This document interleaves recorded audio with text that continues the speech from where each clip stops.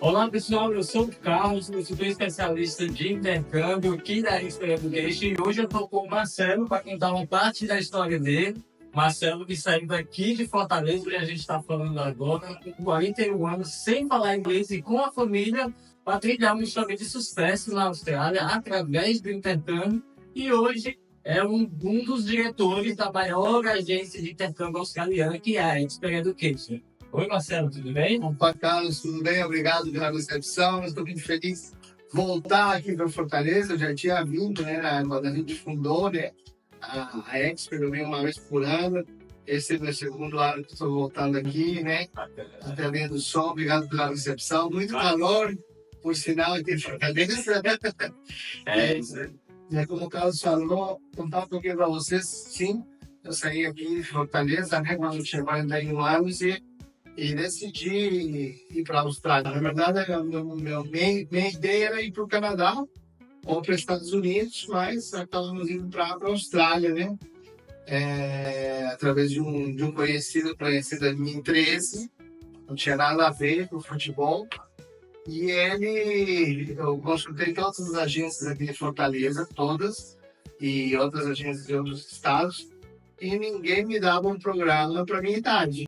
Pô, eu tenho 41 anos, eu não era nenhum moleque, não falava inglês, e a minha ideia era ir e ficar na Austrália, né? Obviamente, eu não botei isso, né? E através dele, tinha uma filha que trabalhava com migração, morava na Austrália, e foi ela que fez um pacote de inglês e mestrado, né? E aí eu fui parar na Austrália. Ah, legal, Marcelo. Conta um pouquinho pro pessoal como que foi essa ideia, como que surgiu essa tua vontade de sair no Brasil, como que foi a tua principal motivação nesse momento, mesmo que tenha sido primeiro para o Canadá, e aí a gente vai seguindo os próximos passos. Na verdade, Carlos, eu nunca tinha pensado em ir fora do Brasil, né? Até como eu falei no primeiro vídeo, quem não assistiu, vai lá, que já está publicado no YouTube, né? Diário do Intercambista. Não sou far away, conto lá toda a minha história antes da Austrália, conto coisas da minha infância, onde eu morei, né, as quedas que eu levei, porque na vida é assim, nas quedas e nas dificuldades que a gente aprende mais. Então vai lá conferir o vídeo 1 que está lá. Mas, como te falei, a minha intenção era ficar no Brasil. Só que, tu sabe, no Brasil eu era empresário, tinha empresa, tudo no Brasil dependia de política, muitas vezes o produto que eu vendia também dependia de política, e eu já estava muito cansado de pagar imposto, e o dinheiro a gente não vê para onde vai. A gente não vê se esse dinheiro está sendo investido em educação, na segurança, em boas estradas, né? A gente sabe como que funciona, eu já estava saturado.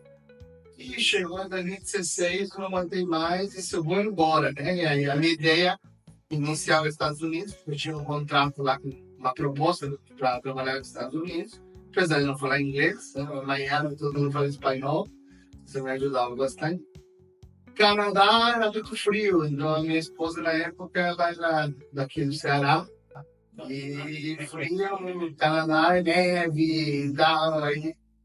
E conversando com agências, uma menina falou Austrália, porque na Austrália é parecido com o Brasil, tem 4 estações, é um país maravilhoso, tem praias paradisíacas, qualidade de vida é excelente. Eu comecei a despertar curiosidade, até menos cabuloso. E foi aí que eu decidi ir embora aqui do Ceará para a Austrália, né?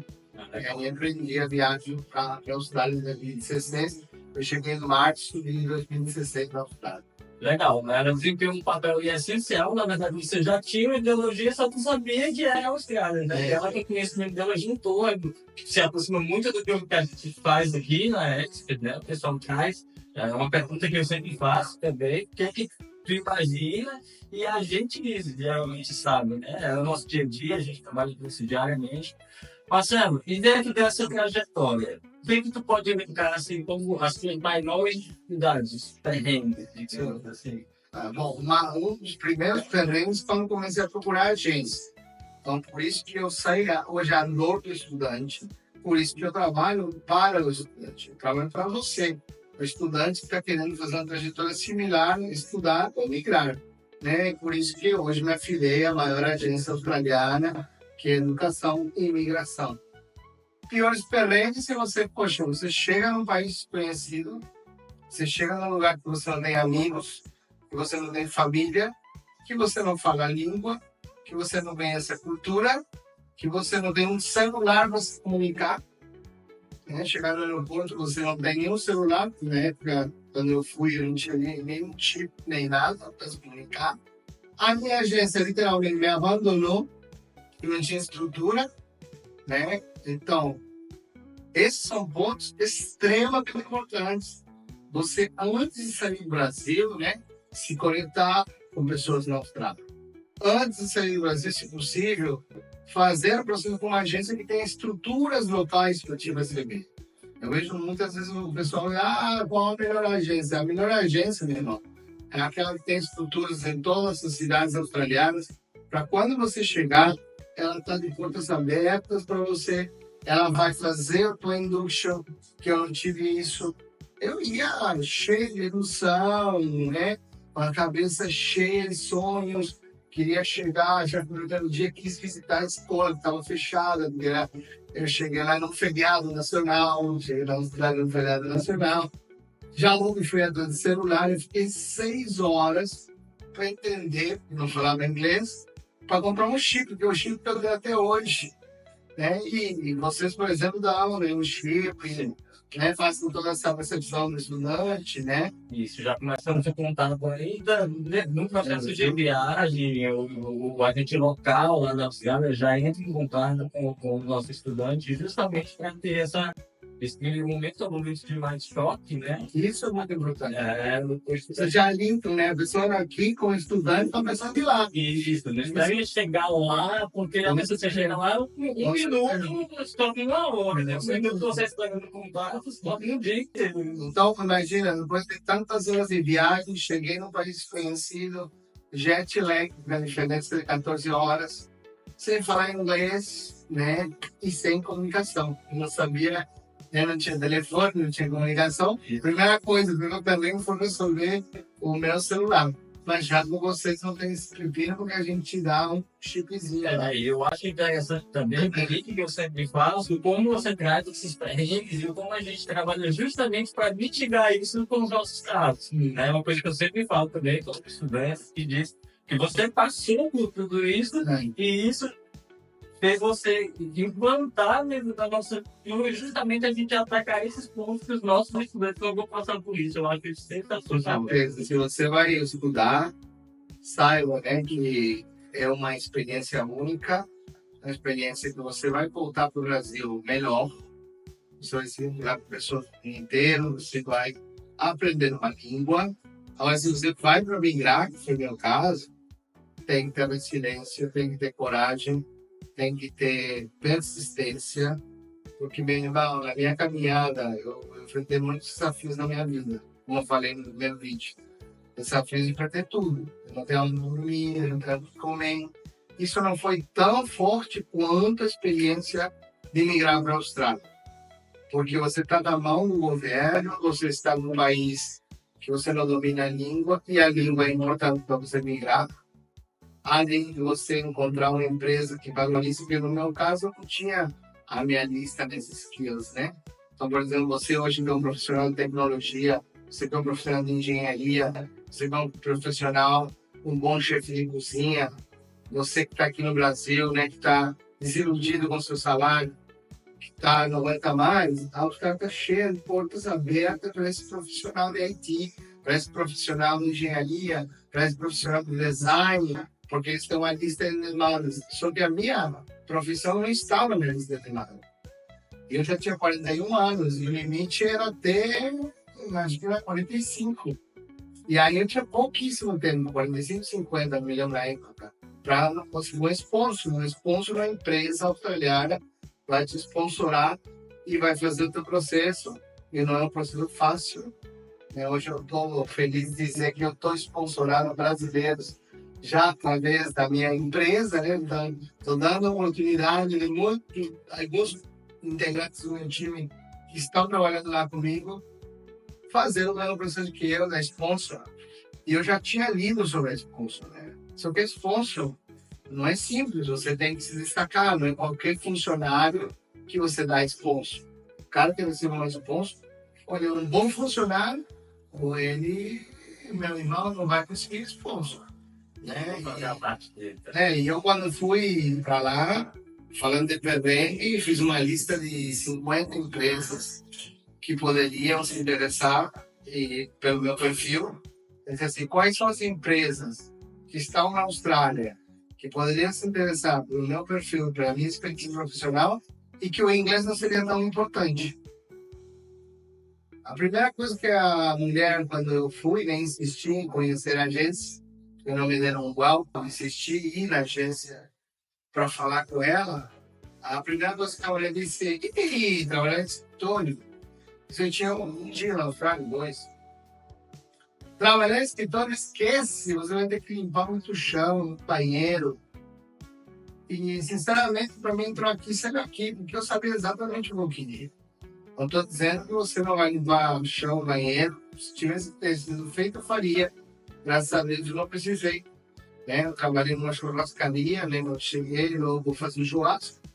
Fazia churrasco, era uma experiência com cozinha que é radical, não lembro se tem algum chefe assistindo. Fiquei doido, né? A mulher estudava na cozinha industrial, tinha que era uma loucura o ferro, né? Mas a experiência que eu tive foi essa, fazer um churrasco. E logo em seguida, 4 semanas de Austrália, persistindo, né? Então, tá lá no Austrália Sem Fronteiras, né? Já no lançamento, eu conto lá, dou dicas e ferramentas para você fazer o mesmo que eu fiz. Eu, com 4 semanas, consegui um emprego na Georgia Street, em Sydney, no centro metropolitano de Melbourne, num escritório para trabalhar com educação internacional, como estudante internacional, né, fazendo o que eu faço. E aí, diante de tudo isso que você fala, a gente consegue traçar que já uma grande diferença, porque quer dizer, na sua estratégia, a maior parte dela foi você mesmo montou, foi descobrindo ali na marra o que dava certo e o que não dá. Mas aí hoje a gente tem aqui um know-how de montar junto com o estudante passo a passo da estratégia que ele pode seguir, né? Então, assim, são realidades bem diferentes. Né? Sinta sua dor, viva sua dor, né? Nada mais, nada menos, não falo na teoria, mas na experiência própria de quem passou por isso. Eu não quero que você passe por não terrenos. Então, por isso que a gente na Expert tem diferenciais, que depois a gente vai falar, né? Mas falando dos perrengues, cara, foram vários. Eu consegui trabalhar para esse cara. E a primeira reunião que eu tive com ele, a minha sorte de falar espanhol. E aí eu disse para ele, olha, eu preciso da sponsor. Porque eu estou com 41 anos e não tenho outro caminho aqui na Austrália a não ser sponsor. Ele disse, tudo bem, eu posso te dar a sponsor, mas eu quero isso. Né? Já ele me deu metas para cumprir, me deu para estruturar toda a empresa dele. E em 3 meses eu consegui fazer. Só que quando eu cheguei para ele, já começou o primeiro desafio. Não, muito cedo. Eu tenho a questão da equipe que já estava esperando o sponsor há muito tempo. E aí, se eu dei para você, meu irmão, foi isso que a gente combinou. Não, mas entenda, faça mais isso aqui. Me deu outra meta. Lá fui eu, em 6 meses eu cumpri. Isso era perto de dezembro. Então, cheguei em março, né? Algumas semanas, perto de dezembro. E em dezembro, o cara chegou e disse, não, porque... Tá. E aí eu fiz uma coisa muito radical na minha vida. Eu não estou dizendo você fazer o mesmo, mas eu mandei um e-mail me demitindo. Então, imagina, depois de 6 meses que eu transformei a empresa do cara, trouxe os resultados para ele, mesmo sendo imigrante estudante, lascado, né? Porque lascado no sentido que eu digo, meu irmão, a gente passou muito aperreio, vendemos coisas no Brasil, o dinheiro não chegou, e lá o dólar é mais caro do real, eu dependia do real, aluguel na Austrália é muito caro, né? Até aprender como que faz para alugar na Austrália, tudo isso eu conto lá na Austrália Sem Fronteira. Como você faz para alugar na Austrália, como você faz para compartilhar um quarto, como você faz para alugar uma casa, um apartamento, quais os caminhos mais fáceis para alugar, o que você tem que ter. Tudo eu conto lá no Austrália Sem Fronteira. na verdade, dos nossos estudantes, para facilitar a vida. Como faz no currículo, né? Também, o currículo de lá da Austrália é totalmente diferente do currículo do Brasil, né? Você tem que ter uma folha de apresentação e o currículo não pode ter mais de uma página. E o currículo tem que ser focado para aquela área que você está procurando. Hoje nós temos especialistas em currículo, especialistas em LinkedIn. LinkedIn é uma ferramenta super usada na Austrália. Mas você tem que saber configurar. Lá a gente te conta como fazer na Austrália sem fronteira. E para estudar de expert é de graça. Acesso gratuito aos caras. Acesso gratuito, é $1 a gente paga, né? $1 irrisório aqui. Isso, só $1 irrisório, né, Carlos? Exato. Marcelo, então me conta mais, como foi? Você criou uma carta de demissão ali, foi mesmo tudo ou nada para... Legal, é aquela grande história do cara na praia que o pai disse assim, bota bem como está a temperatura da água. O menino vai pondo o pé na água. Está fria, pai. O pai pega o menino, joga dentro da água, o menino se assusta, mas depois fala, legal. Ele vai pedir, como tá a água? Tá gostosa, papai. Se você entrar no negócio, você tem que entrar de cabeça, não para botar seus pés, não. Você tem que entrar com tudo. Entra com tudo. Para mim, a Austrália era tudo ou nada. Entendeu? Então, quando eu vi que o cara me iludiu 2 vezes, eu digo, aqui não é um lugar, eu estou com 41 anos, eu não posso perder tempo. Aí eu disse, ele me mentiu. E aí, num momento, o cara me ligou, voltou atrás, e aí me deu a tal de sponsor, que é aí que eu soube que precisava de um tal de IELTS. Não, para te dar sponsor, que é IELTS. São os testes de proficiência, muito pouca gente sabe. Para você estudar numa universidade, para você fazer qualquer processo migratório que você tiver que fazer no Canadá ou na Austrália, tem o TOEFL, tem o PTE e tem o IELTS, são testes de proficiência que medem o teu speaking, né, a forma como você fala, medem o reading, o listening, né, e o writing, né, a escrita. Então você tem que ter, para você fazer um response, na época eu tinha feito era 5 overall, né, que tem uma média geral, no teu speaking, então vai de 1 a 9, né, mais, você tinha que ter 5. Então, para o cara que não falava inglês, que nunca tinha ouvido falar no teste de proficiência, chegou dezembro, o cara me disse, de novo, você tem que ter esse teste. Tem uma essa lista de documentos. Uma lista, você sabe no que é hoje, né? E o cara ia dizer, dezembro, o cara disse assim, olha, eu vou viajar e eu volto só em janeiro, finalzinho de janeiro. Se você tiver isso, estou rápido em fazer. Deixou com essa bomba. Ele deixou com essa bomba e eu fui, porque tá sendo uma estratégia. Tirei janeiro livre para não trabalhar, para estudar. E fui tomei pau umas 3 vezes no exame. Eu ia lá e não conseguia o score. Até que na 4ª, 5ª vez, eu consegui lá no desexame. A determinação, né? O objetivo claro. Meu irmão, eu acordava às 7h30 da manhã, 7 horas da manhã. Só saía da cadeira às 10 da noite, às vezes quando saía, 10h30 da noite. Fazendo simulados de IELTS, estudando estratégias de IELTS, treinando o speaker, treinando o reading, o writing, né? Busquei ajuda de professores particulares também. E tomava pau, né? Esse negócio, eu faço inglês. Não é assim. Você que é latino, o inglês tem suas artimanhas para você aprender. E mais eu que tinha 41 anos, né? Já não é nenhuma criança, né? Geralmente as crianças não têm facilidade de aprender. Mas, graças à minha determinação, né? O pessoal que diz, você é um cara de sorte. Um cara de sorte para você não ver a hora que eu acordo, a hora que eu vou deitar. Né? E a forma como eu trabalho, né? Então, na sorte, né? Eu não sei o que faz. Né? É com as suas atitudes, né?